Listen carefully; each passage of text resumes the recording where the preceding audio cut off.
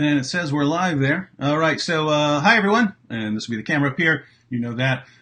Here with my friend Robert Spencer, who's a little bit behind the times, so he can go live with other people if they're doing most of the tech stuff. So I wanted to show him how to do live streaming. He's about to start a series called This Week in Jihad. This Week in Jihad, ladies and gentlemen. Where he gives the same information from his site, but in video form, because there are people who learn primarily from videos. So I find that there's no better way than just turning on the live stream and starting to go through it, because you can't actually practice live stream very well if you're just by yourself.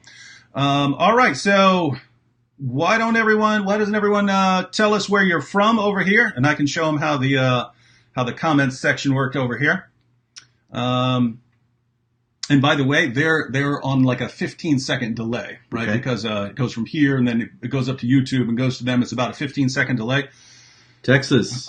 So everyone here will start Brazil. Telling us I love Brazil. Thought on Hinduism. Yeah. It's a religion. It's a major world religion. Yeah.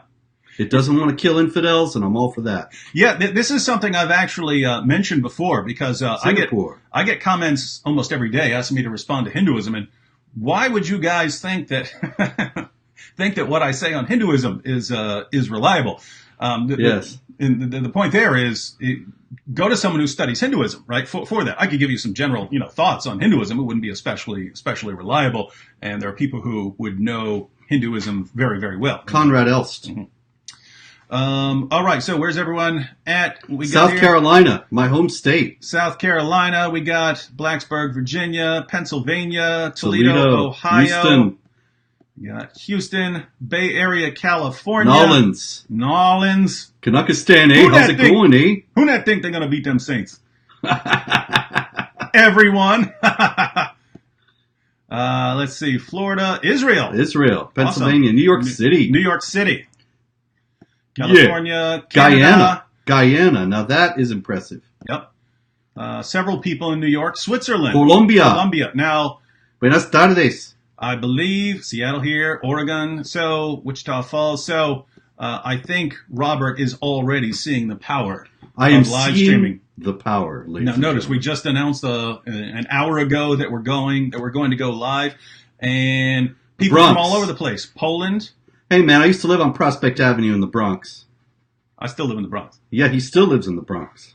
So that's my homeboy there. Look at this: Poland, Croatia, Anchorage, Alaska, Ireland. When I was a kid, I spent 3 months on the Aleutian Island, Adak, Iran. You see this? Yep, Iran. Oh, hey. India, Montana, Netherlands, Washington State, Trinidad. I'm in an altered state. Lay off the stuff, dude. Lay off the stuff. Northern Ireland. People's Republic of New Jersey. India. Kenya. Look at that. So say hello to Obama for us. Morocco. Greece. I spent 4 summers on the sunny Isle of Crete when I was young. Yeah. Great. Awesome stuff. Londonistan. Austria, Kansas City, England, Michigan, Toronto, Dallas, Venezuela, Portugal. So we could, I'm sure, keep going on and on and on, reading the Philippines. This is really quite impressive. All around the world stuff. And look, I'm not even, I have to kind of zoom through here to go all the way down the page. All right, everyone. Well, I'm going to be, just so you know, I'll be pointing some things out to Robert as we go, because I'm not always going to be here, and it all seems confusing at first, but once you get the hang of it, it's pretty straightforward. So, also, once we'll talk a little bit about your book here for a bit, and then we'll start taking questions from over in the chat here, and then I can show you how to put these up on the screen. So, Robert, this book hasn't come out yet, even though we have them. So we're super cool. But I've heard you compare your new book, The History of Jihad from Muhammad to ISIS, to your older books. And so what's the comparison there? David, this is my best book. This is my most important book because it fills in a gap in people's knowledge? This is the short answer to that. I think that this was kind of an unwitting trilogy. I wrote a book, The Complete Infidel's Guide to the Quran, and I think people generally know, if they are at all informed about these issues, they know that there are problematic passages in the Quran. And I wrote a book, The Truth About Muhammad, a biography of the Prophet of Islam, and I think here again, people generally know that there is a problem with many of the things that Muhammad said and did. But people do not know about the history of Islam. And I wanted to write actually a comprehensive history of Islam, but that would be a huge book. And so finally, the publisher and I, we settled on the history of jihad. This is a story that has not been told. David, as of course you yourself said to me, you know the Quran, you know Muhammad, and you know the present day situation, but don't know what's in between. Mm-hmm. And that's what this book supplies. It is the first and only book in English that tells the whole story of what has gone on in jihad activity, not just the jihad against Europe, which has been written about before, but the jihad against India and the jihad against other parts of the world. This is a story that's never been all told in one place. This is the first time, and I'm hoping that this book is going to make a difference in how people understand this entire phenomenon. And I just wanted, he mentioned what I told him, because I just got my copy like 2 days ago, and so just flipping through the book and seeing what's in there.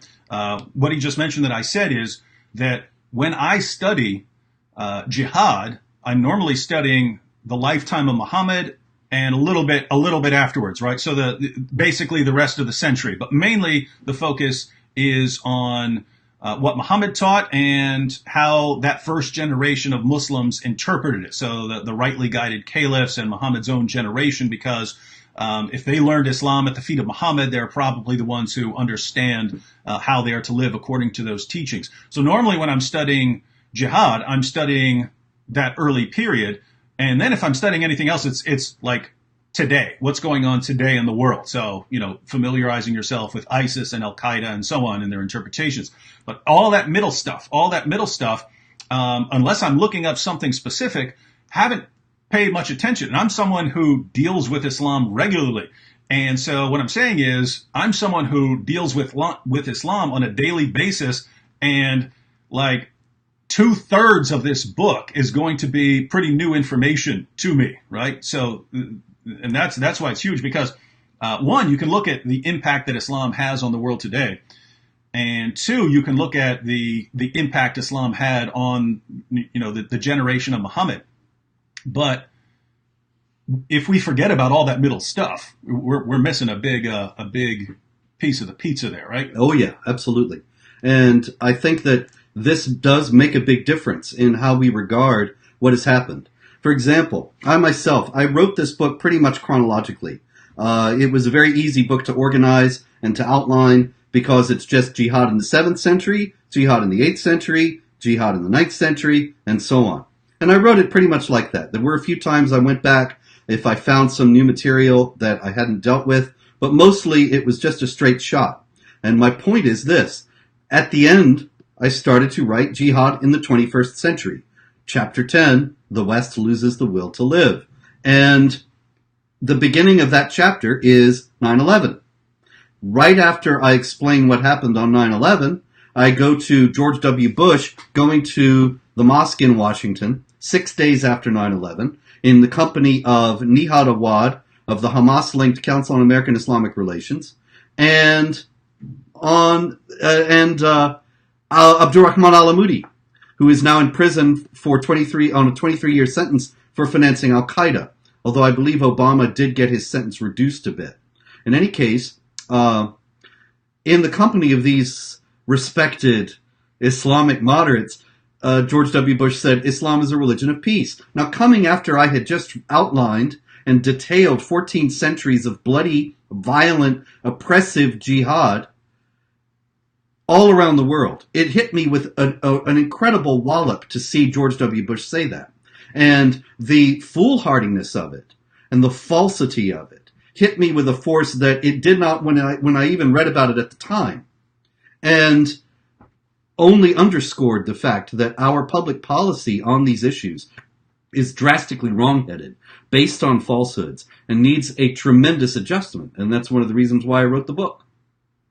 And so, what can everyone do out there? Because you can write a book all day long, right? Yes. You can write, and you do apparently, right? Yes. So you can write all the books in the world. At the end of the day, it has to come down to what they're going to do. So you got your book coming out here. What is it? August 7th or August 7th. That's right. August 7th. Available now for pre-order at Amazon.com and Barnes & Noble. August 7th. This becomes available, and so it's the same thing. They could get it and learn it, and then they would know the history of jihad, but that's not world changing either, right? It certainly helps the more people know it. But what would you recommend people do with what they learn? Well, I want this book to be the basis for action, and the first thing, of course, would be to become deeply familiar with what's in it, and then understand all the various implications that this kind of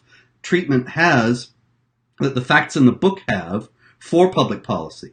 Take, for example, the Muslim Brotherhood linked organizations in the United States like CARE.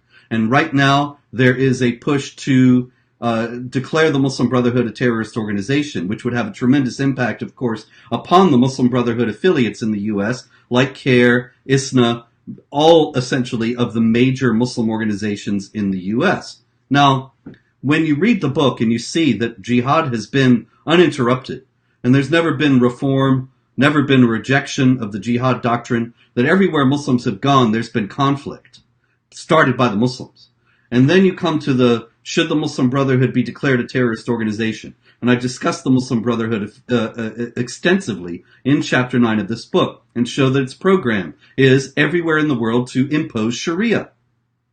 And so you can take this information, take it to your elected officials, and call upon them and tell them they ain't going to get your vote unless they support the designation of the Muslim Brotherhood as a terrorist organization, and give them the reasons why that are in the book. There are so many other examples.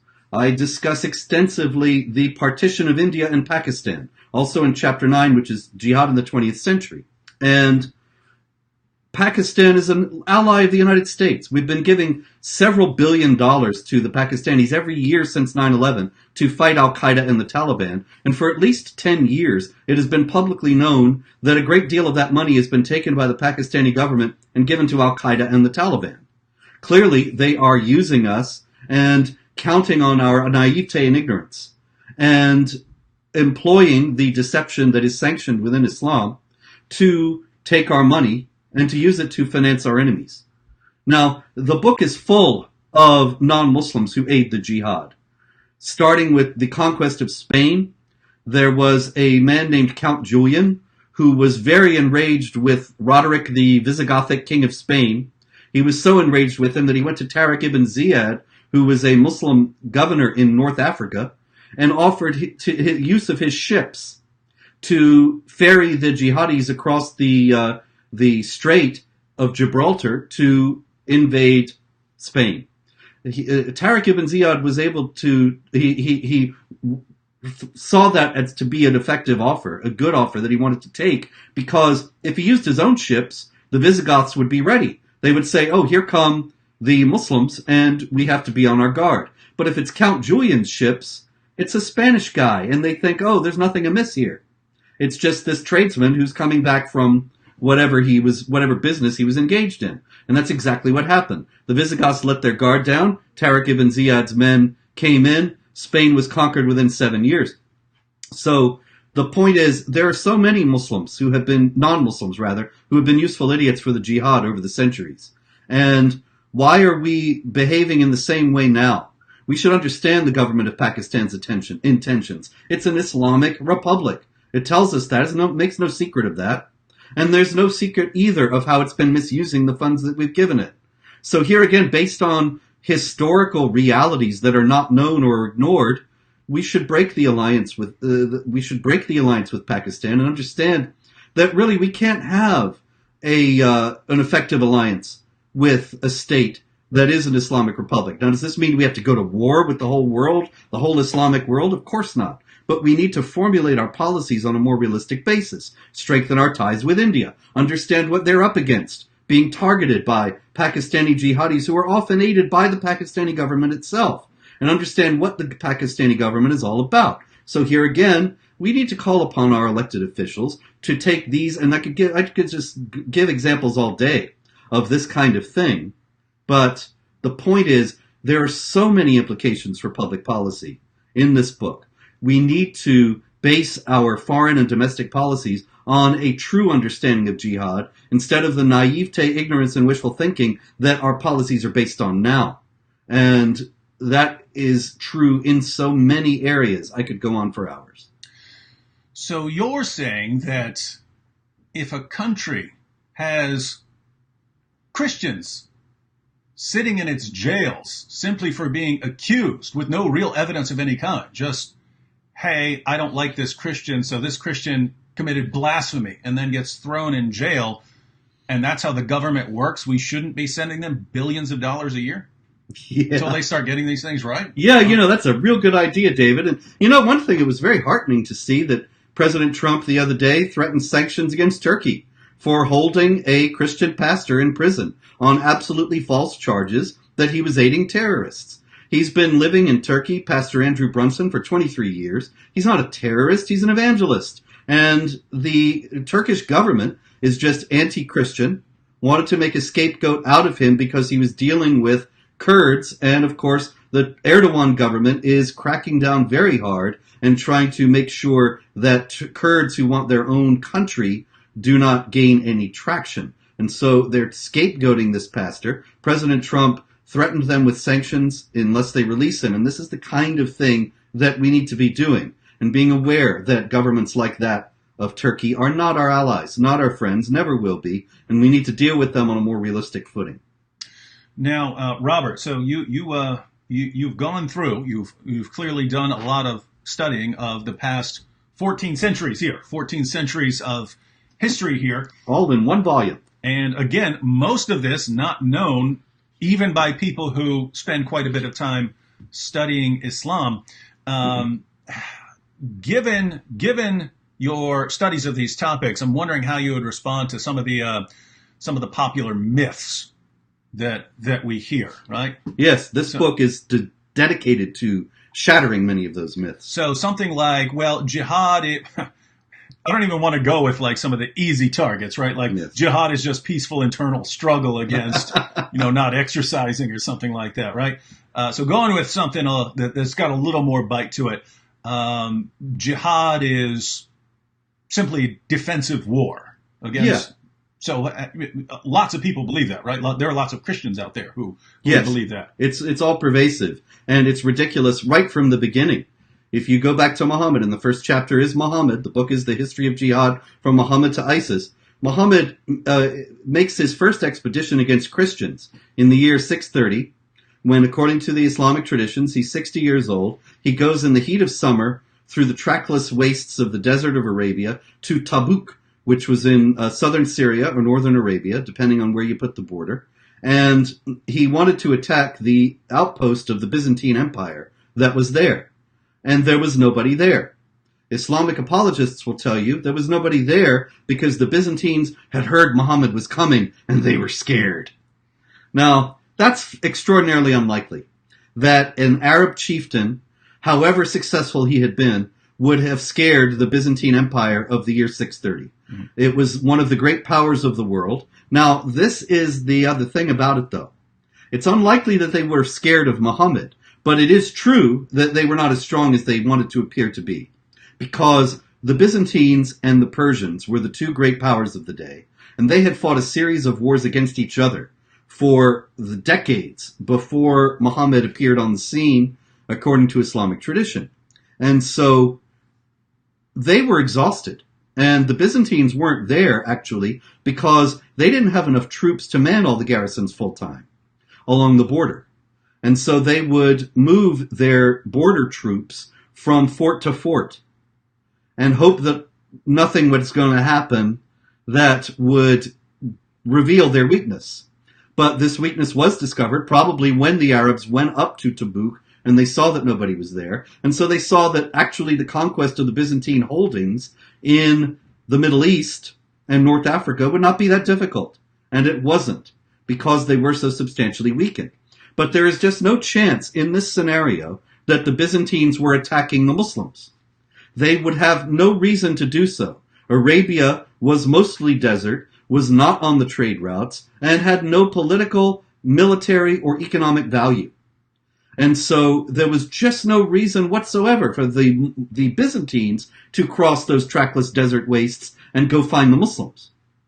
The Muslims ended up going out and finding that the Byzantines were weak and taking advantage of that. But that makes it not a defensive war. They were attacking the Byzantines who had not attacked them. This is true throughout Islamic history, as I show in the book. The conquest of India started not long after this, in the 670s. And the Muslim governor of Iraq, Hajjaj ibn Yusuf, who had a great deal to do with the formulation of Islam itself, as I show in my other book, Did Muhammad Exist? Hajjaj ibn Yusuf sent a Muslim commander into India, and he told him to be merciless, because these were not people of the book. They had to either convert or die.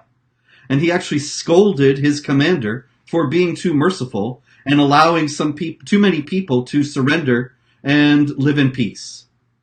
And there is no record whatsoever of any Indian group attacking the Muslims before this expedition. And the same thing, it goes on and on, that the Spanish were attacked, as I explained before, because the Count Julian was angry with the Visigothic king. There was no attack on the part of the Spanish, the Visigoths, to the Muslims. It's the same thing over and over again. Throughout history, the book shows that jihad, for the very great part, has been offensive, has been Muslims gratuitously attacking non-Muslim lands in order to bring them under the sway of Sharia. And that's what it's been all about. The idea that jihad is only defensive could only be believed by somebody who has no idea of either Islamic theology or Islamic history. And I'd just like to say, if Islam conquered Arabia and then conquered all the way through Asia over into India and China in the east, and then simultaneously is fighting its way across northern Africa and up into Europe in the west, if Islam conquered all that territory through defense, that is some serious defense right there. That is that probably would involve some interceptions. That's not just ordinary. That is defense. Some world champion defense there. All right, let me ask one more question, just because it comes up so frequently, and then we can go to some questions in the chat. And just so you know, everyone, I've seen the people contributing with the super chat, but Robert, I don't know if I can even show it, has the weirdest mouse I've ever seen in my life, and I can't figure out how to scroll through. I can scroll down the comments that are part of this program, but as far as scrolling up on the actual YouTube page where I can go back and see the super chatters, I want to show people this mouse, because this is some amazing. Prevents carpal tunnel, my friends. So this is this weird mouse, right? I haven't had carpal tunnel for 12 years. And this, I type all day. This is fine as long as it worked normally, but this gets you around on the page. But as soon as you want to scroll up through something, I haven't figured it out yet. But so we'll figure that one out later. Now, one more. You didn't say you were going to make fun of my mouse on this show. I will, for the rest of my life, make fun of your mouth. That is one weird mouse. It does look like something off Star Trek, though. That's okay. That's right, Captain. Yeah. One more question, and then we'll go to some of the chats here, because I can pull comments over here and insert them. Just wanted you guys to know that I did see you guys in the super chat there. The Crusades. Yes. Now, the way I was taught the Crusades in middle school and high school and college was always the same. Bunch of peaceful Muslims minding their own business in the Middle East, and a bunch of war-hungry Christians decided they needed all that land too, so they went and attacked. Is that what you guys heard? historically about the Crusades? Because that's what I heard all my life, and I for years, even as an apologist, I would use this as an example of look here, look, Christians were violent too because they're ignoring the teachings of Jesus. But there's a bigger story here. Is that an accurate representation of what happened? No. In reality, what happened was this. The Christians were being persecuted in the Holy Land for several centuries before there was ever a crusade. The Muslims conquered Jerusalem in 636, and they were very oppressive to the Christians. Christian pilgrims from Europe were routinely roughed up or stolen from or even enslaved or killed. And many, many churches, the Caliph al-Hakim in the early part of the 11th century, he destroyed a huge number of churches in the Holy Land, including the Church of the Holy Sepulchre, which was, of course, supposed to house the tomb of Christ, where he rose from the dead. And he kept on persecuting the Christians very ferociously until he decided that he himself was a god, and then he kind of laid off on the jihad and the persecution of the infidels, since he himself had become one. Now, the thing is that this is 630s when Jerusalem is conquered. Al-Hakim is in the early part of the 11th century, the 1000s, and there is no response in all those years, 450 years, no response from Christian Europe to jihads that conquered over half of what was the Christian world before that. No response whatsoever. So then, in 1071 is one of the most fateful years in human history, as a matter of fact. And that was when the Byzantines met a Muslim army of Turks at Manzikert in what is now eastern Turkey, eastern Anatolia, or Asia Minor. And they were smashed. They were defeated very, very soundly. And the Byzantine emperor was taken captive. And the Byzantine Empire then was decimated to the extent that it lost control over what was its heartland and breadbasket, which was Asia Minor, or Anatolia, what is now Turkey. And the Turks conquered this land relatively swiftly and began to Islamize it. Now, the emperor, Alexius Comnenus, at that time actually appealed to the Pope, even though this was in the 1070s, and so it was just a few years after the Great Schism between the Eastern Church and the Western Church, or what are known today as the Roman Catholic Church and the Orthodox Church. He nonetheless appealed to the Pope for help. And things didn't move as quickly as they do now in those days.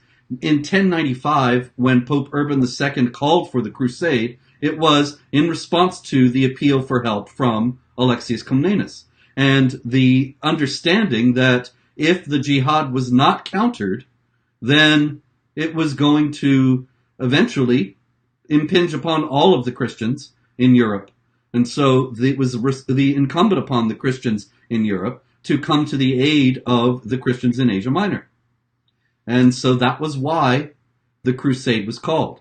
This is not to say that everything that the Crusaders did was right, but the idea of the Crusades was a small-scale, defensive response to 450 years of unanswered jihad aggression. All right, so apparently almost all of us heard wrong in school, and what a surprise! Good topic to study. Now, I want to start going through some questions. We're going to go about another half hour. This is just quick 1 hour live stream. Yes, but wanted to go through some questions, and we'll focus. I'll give preference to questions that have to do with jihad, with the topic. Although if something looks interesting, we might grab it. Now, here's actually one, and normally I wouldn't put this up here, but you and I were talking about it recently, yeah. And we're planning on actually making a video just because you don't want everyone for the rest of your life, guessing, right? Yeah, guessing. That's fair enough. So maybe we'll give a short answer here, and then a different time we'll make a separate video. Yeah. But from Jordan Marshall here, let me go ahead and read it. Jordan Marshall says, "Hey Rob, I read on Google that you're a Catholic and you are born again. Oh, yeah. Are you a born again Catholic, or do you believe in the Assumption of Mary, purgatory, etc.?" Now, you don't make a big deal about publicly discussing your religious views. That's correct. Why would that be? Well, there's a very important reason for that. Is this right in front of us on the screen that everybody sees? Oh, yeah. Maybe you can move it down. I can move it. Yeah. I can do it. I have that technology. You're an amazing guy. Look at that. Wow. The things these kids can do today. Anyway, this is the deal. I wanted to, when I started doing this work, and I still hold to this, I wanted to alert people of all faiths, or no faith at all, of all political persuasions, everything that there is out there. I wanted to alert people to what was in the Quran, what was in the Sunnah, what was in the teachings of Islamic law, and help them to understand the motivating ideology behind the jihad, terrorist attacks, the oppressive aspects of Sharia, and so on. Now, things... Because everyone needs to know this stuff. Because everybody needs to know this stuff. By the way, including Muslims. Because it's common. And yes, including Muslims, because there are many Muslims who may not dare to tell us, but they are just as oppressed by these things as any non-Muslim, and they would love to not live under it. But they don't have that choice because they'll get killed if they state that publicly. But I know you're out there. You know you're out there. I love you. David loves you. That's why we're doing this. Anyway, look, this is the deal. Those things exist. The Quran exists. The Sunnah exists. Muhammad exists.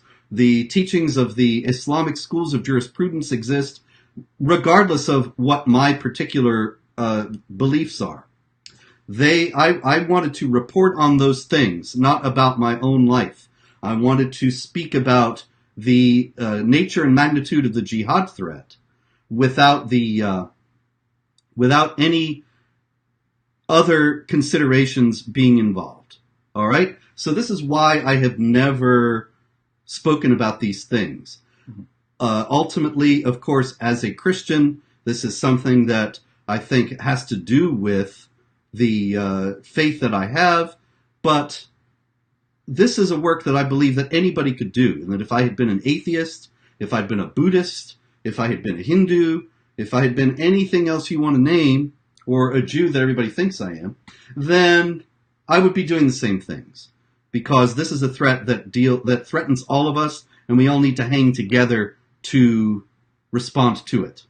Okay, that said, now the next question is: so, what do you really think? Yeah, and what? How come half the time I come over, you're listening to Bob Dylan gospel music? I love Bob Dylan gospel music. That's great stuff. You should get those records. Slow Train Coming, Saved, and Shot of Love. But anyway, a lot of you younger people don't know this, but he doesn't even give me a percentage, Bob. It's terrible. Yeah, Bob Dylan has had a born again experience a few decades ago, and then he put out some gospel albums, and they're very good. Yeah, Robert loves those. Yes, it's right up there with Snoop Dogg's gospel album that he which by the way is also that real? Is that it's good. Seriously, it's actually good, right? Wow. You see this. You see this with lots of people. With Snoop Dogg, he's clearly a guy who was raised in the church when he was young. Yeah. Still always believes it, just never lives by it. Lives by it. But at the end of the day, deep down, he really believes it's true. And so he wanted, hey, I just want to do something positive one day and stuff. And so he goes ahead and makes a gospel album. Prince was like that, wasn't he? He was a Jehovah's Witness. Oh, really? Yeah. Oh, I didn't know that. Yeah. I shouldn't even talk about these people. I don't know anything about them. Yeah. Sorry about that, folks. I will no longer talk about things I don't know anything about. And I know now there's all these Muslims out there saying, then stop talking about Islam. But I do know about that, my friends. Anyway, yes. So I also don't think that it's all that relevant what I am, because I'm just some guy. And I'm not recommending the trajectory of my own faith life as any kind of exemplar. Mm-hmm. So you would want, so as far as if we're looking at this as, people who believe in Jesus are a body and can go out and do different things, you basically view your purpose in the world as teaching people about jihad primarily. Yeah. Okay. And yeah, I do not hold to the view. I know that there is the school of thought out there that what you're doing is not worthwhile if you're not preaching Jesus explicitly. Mm-hmm. And I don't think that that's true. I don't even think that it's biblical, right? When people wanted to kill Paul and the Roman soldiers would protect him, I'm pretty sure he thought that was some valuable stuff, whether they're Christian or not. Yes. Hey, they're protecting me. That's good stuff, and it's important that they do their job well. He even appealed to Caesar, right? Yes. I appeal to Caesar. I want to go before pagan Caesar so he can defend my cause and defend my human rights. So he regards these things as very important. So yeah, you do have these two schools of thought, which are basically, it's Christians versus everyone else. Yes. And in a theological sense, yes, we are called to make disciples of all nations, to preach the gospel and so on. But there is this stark reality that everyone, whether you're atheist or Hindu or whatever, people need to know what jihad teaches, because that affects us all. And as Christians, we are told to seek the good of all people, right? We are to seek the good of all people. Yes. Well, that involves you not getting your head chopped off, even if you're not a Christian, right? And so there are threats in this world that are important for us to deal with. And even if you were just looking at it from a Christian perspective, if your concern were only Christians, well, guess what? Christians are getting slaughtered. Christians are getting slaughtered in the name of Allah. And that's not going to change unless the entire world gets involved. And that entire world would involve lots of other people who aren't Christians. In other words, there needs to be one massive outcry against jihad. And so, massively important. So you haven't made your religion a very public issue.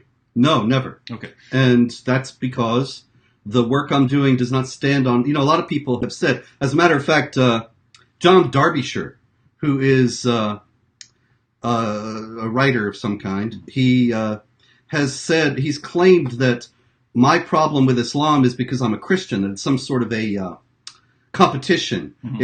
It's a party thing. I'm not a Democrat, so I'm a Republican. Yeah. And so I'm running down the Democrats because I'm in the other club. So your real problem is you don't like Islam because it's not Christian, and so you're using the jihad stuff to attack. But John Derbyshire is completely wrong about that, because the problems, as I've said, the problems with Islam impinge upon all of us. Mm-hmm. Everyone who is not a Muslim, and even those who are not Muslims of the right kind, as the jihadis in question are. And so this is something that should unite mm-hmm. people of all kinds of different backgrounds. And it's on that basis that I have done all my work. Mm-hmm. And so it has never been depending upon my being a Christian. Yeah, and that's a crucial point, because I get the same thing too. David, you're just doing this because you're a Christian and you don't like Islam because it's anti-Christian or something like that. Well, if that were true, then I should be equally blasting, Hinduism and everything else, every non-Christian religion. Now, just to be clear, I believe that non-Christian religions are false. I believe in evangelism. I believe in discipleship. I believe in all those things. But when I think about how I'm going to spend my time, and this is, I believe we're a body. I believe there are different Christians called to do different things in the body. But when there's this ideology out there, and it's massive and it's growing, and it's, according to some statistics, within a few decades going to be the most widespread ideology on the planet here in a few decades. And it calls for my death and the violent subjugation of my family and the violent deaths of many of my friends who are former Muslims, and the violent subjugation of the entire world. That's kind of going to get my attention more than other things that are out there. And so usually when I'm responding to something, it's Islam and sometimes atheism. And that's because I'm a former atheist, and just because atheists come at you, right? If you're a Christian, atheists come at you. So I respond because apart from Muslims, the most typical responses I get or arguments I get are from sort of aggressive atheists. Now, with that said, there are tons of atheists out there who are fans of my work and your work, and who kind of see things along those lines of, hey, yeah, I disagree with you. I even think you're stupid for believing in the Bible. I think you're dumb for those. But whatever happens, let's not be run by that, right? Yeah, let's not be run by Sharia, anything else, right? There are people who are like that. Right? I've always wanted to form an international, as a matter of fact, counter jihad alliance. And Hugh Fitzgerald, who, if you are familiar with Jihad Watch, my website, you know Hugh Fitzgerald's writings. He's an atheist, and we're very good friends. We're working together for this common goal. Of course, I've worked extensively with Pamela Geller, and she's Jewish, and we have featured Hindu speakers and Sikh speakers at our rallies back a few years ago when we were holding rallies about the Ground Zero Mosque and other issues. And we all ought to be standing together against this. But anyway, I guess I should get to the rest of the question. Yeah, so, well, just to summarize right there. So yes. We believe it's important what you believe, right? What people believe. Yes. And we believe there are true beliefs and false beliefs. But at the same time as all of that, everyone, regardless of belief, does need to be united against one thing that will destroy us all if we don't pay attention to it, right? Yes. In other words, suppose you like Christians, if you're Christians and you like doing apologetics with atheists and stuff like this, you like having dialogues with atheism and so on, guess what? You better be concerned about jihad, because if the jihadis get their way, that all ends, right? You're not going to be having discussions with atheists anymore. So whatever your interests are, there's this great big thing going on in the world that affects everything else, no matter what you're doing, no matter what you are doing in the world, unless you are in a jungle that's never been reached by anyone, jihad is having an impact on you. So good to pay attention to. But yes, so yeah, we were going to do this really shortly. Let's go through. Well, that's a whole lot of preamble. Yeah, really, so for the question. Share as much as you would like to share on this. Okay, the question is: I read on Google that you're a Catholic, and are you a born again Catholic, or do you believe in the Assumption of Mary, purgatory, etc.? First of all, are you Catholic? No, I am not. You heard it here, folks. Yes, you heard it here. I was, but I am no longer. I left the church a few years ago, and I am in the Orthodox Church, and very happy to be there. And the reason why, in very brief, is this. I was getting a lot of grief from the U.S. Conference of Catholic Bishops. As a matter of fact, my own Catholic bishop told me that every time he went to U.S. Conference of Catholic Bishops meetings, they would tell him, you got to do something about this guy, meaning me. They did not like my work. I went and spoke at a Lutheran conference in Texas a few years ago, and the Lutheran bishop was very kind, and he said, you know, the Catholic bishops send a representative to our annual conference every year. But this year, when they heard you were the keynote speaker, they pulled out. And of course, I was also canceled in speaking by many bishops. I was told by Monsignor Stuart Sweatland on a radio show that I was a heretic for not believing that Islam is a religion of peace because several popes have said it is. And so the point is not here that I got angry with them, although some of this was, of course, very troubling personally. But I started to think, if these people could be so wrong, not only do they disapprove of my work, but they actually think that Islam is a religion of peace, and they are enforcing that on people. The U.S. Catholic bishops are very much more concerned that you believe that Islam is a religion of peace than that you believe that, say, Jesus is the Son of God, or something that the church is really supposed to be about. And that led me to start to question a lot of the claims of the authority of the Catholic Church that I had taken up. I was actually baptized in the Orthodox Church, and so I joined the Catholic Church while I was in college or graduate school or something. It was way back when. And this was coming out of various studies I was making at the time. But I started to realize that a lot of it was special pleading. A lot of it was wishful thinking to a great degree. I'm not too proud to admit that I was wrong.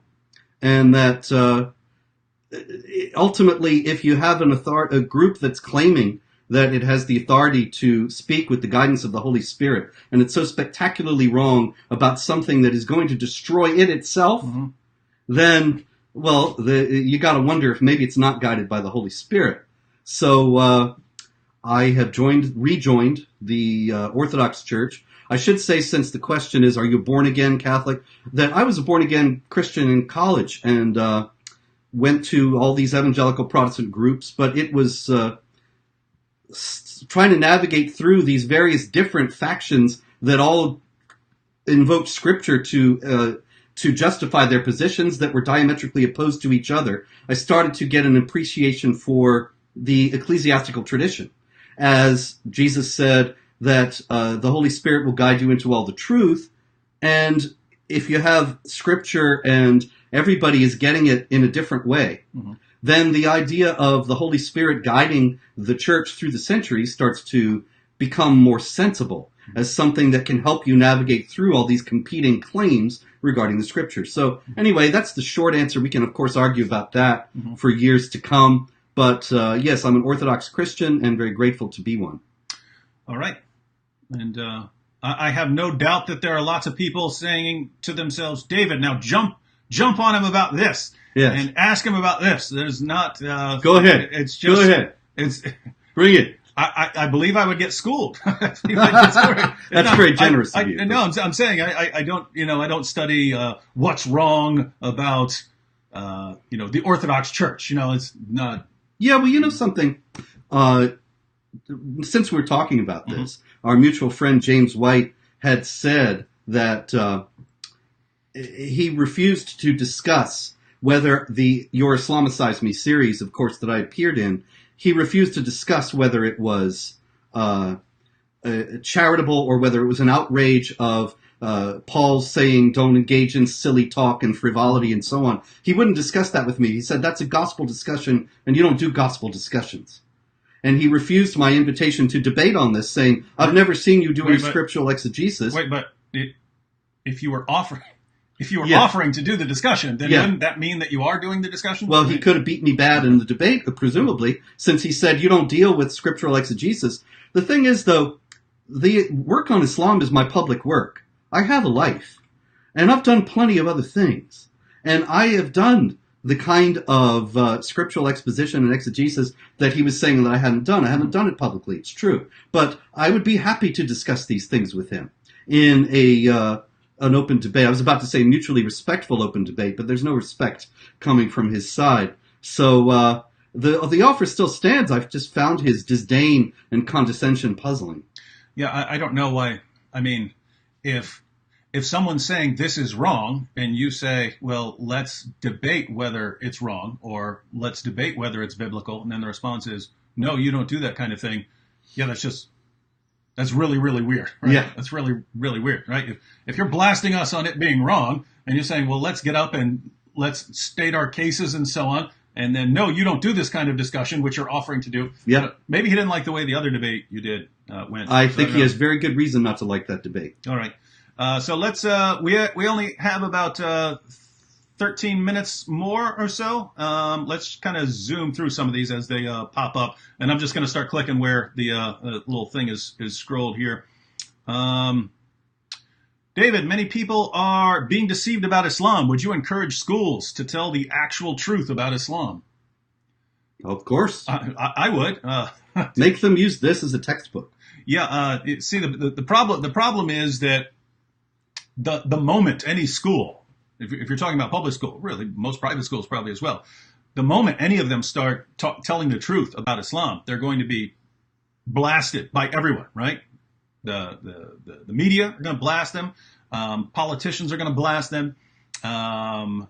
Muslim organizations like CARE and so on are certainly going to blast them. The ACLU is probably going to jump in there and say you're only doing this because of your religious agenda, enforcing your religious agenda on people and so on. And so, very, very difficult to do. I think it comes down to having an informed population first, right? And so by the way, that's the point of everyone reading the book and informing themselves, so that just think about the situation, right? If you walk up to a school and say, "Hey, you need to be teaching about this," very difficult to do if you're kind of the lone voice, right? But if an entire community becomes informed, if multiple churches in an area become informed, if Christians, atheists, agnostics, everyone in an area starts becoming informed, well, then it becomes much more realistic that some people will be telling some of this in schools. And I think the way once that starts happening, I think the way to go about it is just put down indisputable facts, right? Put down indisputable historical facts from Muslim sources and teach those, right? In other words, hey, Muhammad's a false prophet because of this or this or that. That's going to be interpreted as a religious claim.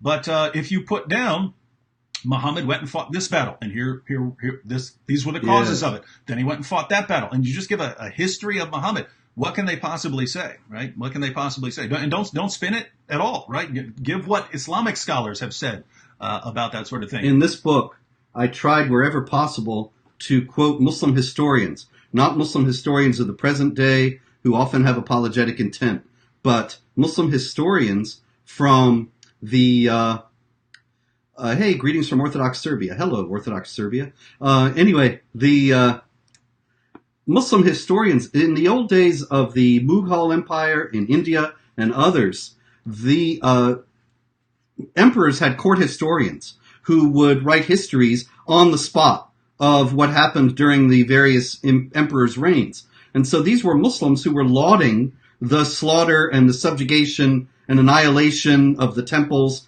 and the killing of the Hindus and so on. It's in their words. And they're saying this is all great. And so if you were to quote these things, you can't very well be accused. Well, you will be accused of Islamophobia because they will anyway. But you're quoting Muslim sources who think this is all wonderful. And they're in the book in abundance. Mm-hmm. Yeah, no doubt. And a little extra thought there. If you wanted to do an experiment as far as the schools, put together a little couple pages. I'm talking if someone's a teacher or something like this, and is a teacher of history, and you get to decide your curriculum at your school. Put together a little discussion directly from Muslim sources, Muslim scholars, Muslim history books about the battles of Muhammad and the early caliphs and so on. Put that in there, and then see if there's an outrage. If there's an outrage and they're saying, "Oh, you're promoting hatred," and so on, then say, "I said exactly what the sources say." If you're saying it's hatred and evil, then you're saying it about them. You're not saying that about me. You're just telling me I revealed it to people, and that's what I'm supposed to do here at this school. That's what's happening now, as a matter of fact. And a little bit of an aside, there's an imam in Denmark who quoted the famous genocidal hadith in which Muhammad is depicted as saying that the end times will not come until Muslims kill Jews, and the Jews will hide behind trees, and the trees will say, "Oh, Muslim, there's a Jew hiding behind me, come and kill him." And he quoted this. He's up on hate speech charges now in Denmark, and he commented the other day that his indictment was an indictment of Islam and the Islamic texts. And he's right. But I don't think the Danish authorities are going to follow through with the implications of that. Here's a good one.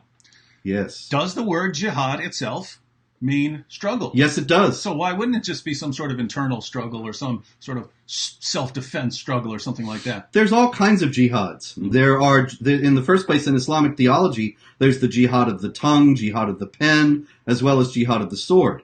And in the actuality on the ground in Islamic states, you have things like in Iran, there's the Department of Agricultural Jihad, which is not planting bombs on the farm. It's trying to increase crop yields, struggling on the farm. But there is no doubt, if you look at any manual of Islamic law, any ruling of one of the schools of jurisprudence, Sunni or Shia, then you see that jihad primarily means warfare against unbelievers in order to subjugate them under the rule of Islamic law. That's the primary meaning of struggle in Islamic theology, and as I show in the book, it's the primary meaning of jihad in Islamic history. So, yeah, if you were just talking about the word, you could say this or that. It does mean struggle, yes. Struggle, but in the Muslim sources, it means a particular kind of struggle. Yes. Just like Hitler's Mein Kampf, you say, "Oh, that's just a struggle, right? It's a struggle of any kind." So, there's nothing bad about it, right? It's just a struggle, right? You could say Mein Kampf is to hit the gym more, right? You could say Mein Kampf, yes. right? So Mein Kampf what's the problem to get the kids to school on time. Well, the problem is we know what Hitler's Kampf was, right? We know what that one was, just like we know what the Islamic struggle is according to Muhammad and his followers. So hope that helped. And we have tons of compliments over here. Thank you for all the kind words. You are a legend. Mr. Spencer is a hero. Your work is paramount in the fight for truth. Thank you all. Thank you everyone for the praises over here. And here's a super chat question. Muhammad was an insurgent, and Islam is a religion of insurgency. That is why, after they defeat an infidel, they turn on each other. They don't necessarily even wait to defeat an infidel. The history of jihad is full of accounts of the Sunni-Shiite split and Sunni-Shiite jihads against one another, not just in the time of the period after Muhammad, but also going right up to the end of the Ottoman Empire with the ongoing Ottoman wars against the Persians, who, of course, after 1501 were Shiites. And so the Arabic saying sums it up: my brother against my brother, but both of us against our cousin. And that's jihad throughout history. They fight each other, and they also fight non-believers. And this is kind of unavoidable. I mean, it can be avoided by individual Muslims and groups of Muslims, but on a large scale, there's really no avoiding this because according to certainly Sunni sources, which, you're talking 85% or so of Muslims in the world, Muhammad said that the best generation of Muslims was the first generation. His generation was the best generation, and the next generation was the second best, and so on. And that first generation of Muslims almost annihilated itself by killing each other, right? You had Aisha, who has the title in Islam, the mother of the faithful, march an army out. In Sunni Islam, the Shiites hate her. March an army out against Ali, who's called the commander of the faithful. So you have the mother of the faithful marching an army against the commander of the faithful, and around 10,000 Muslims died in bloody combat, killing each other. Muslims on both sides had fought alongside of Muhammad at the Battle of Badr and Uhud and the Trench and so on. So these were Muslims who had been fighting an enemy, had been fighting the pagans and so on before, together united, and then they're killing each other over disagreements, right? And so notice, that's the best generation of Muslims, the best generation of Muslims ever. The Golden Age. Almost annihilated itself through violence. Why? Because they had learned from their prophet that the way to solve disagreements is through violence. And so if that's the best generation, then how can later Muslims say, well, we know better. We know better than the best generation of Muslims and the Muslims who learned Islam at the feet of Muhammad. Chapter 2 of the history of jihad, the period of the rightly guided caliphs, the golden age of Islam, the four caliphs, Abu Bakr, Umar, Uthman, and Ali after Muhammad. And it's characterized by civil war, bloodshed, murder of a couple of the caliphs themselves. So that in itself is very telling. All right, well, we're about out of time. Yeah, we only have about 2 minutes left, and look where I am scrolling through the comments. Oh my! I'm at the very. I'm still at the. I'm at the very beginning. So, vocab showed up. Hi, vocab. Yeah. Get off my page, vocab. Off my channel. Go back to your own. All right. So yes, it will be available in audiobook. In the middle of August, I'm going to start voicing the book myself. I'm going to read this whole book, 448 pages, into a tape machine for the audiobook. Are you sure you don't want me doing that reading? Check this out. Muhammad then marched on Mecca with an army of, according to some reports, 10,000 Muslims. You're hired. Huh? The whole thing, right? The whole thing like that.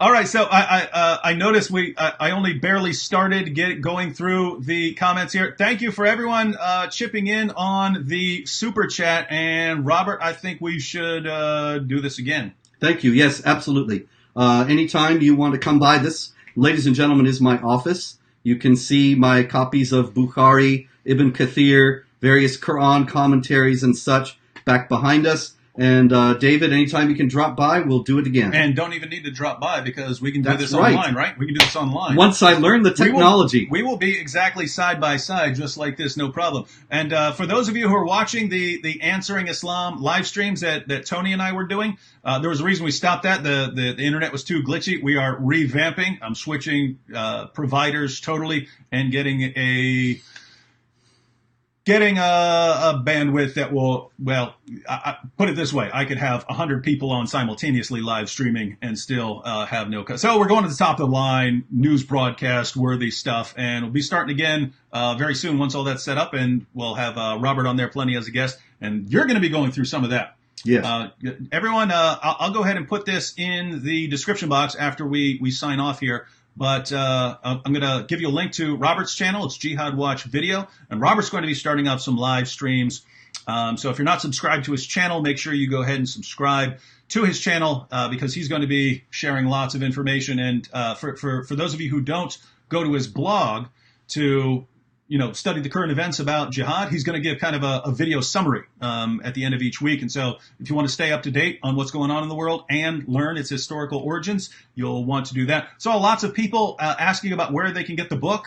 Certainly not difficult here in the U.S. You'd go on Amazon, Yes. but is it going to be the same? Because I saw some people asking from the U.K. Well, So- yeah, it's on Amazon UK. It's on Amazon India. And it's on Amazon US. You can pre-order it now. It's also at barnesandnoble.com. And pretty soon it will be at any self-respecting bookstore. And we will have more to say and more to discuss once this book comes out here in a couple weeks. And we'll be doing more shows discussing this. And if you read it and you have further questions, Robert will be here to answer it. So thank you all for joining in, and look forward to talking next time. And Robert, just so you know, all you have to do is click this button. Finish. That closes it out. But because there's a delay, it's about a 15-second delay. It actually, for some reason, cuts it off on YouTube right when you click it, even though it's delayed. So it cuts off like the last 10 to 15 seconds of what you're saying. So we do this thing where we just give like a contemplative stare for like 10, 15 seconds. or I'll so. work on that. Ready? Okay, you ready?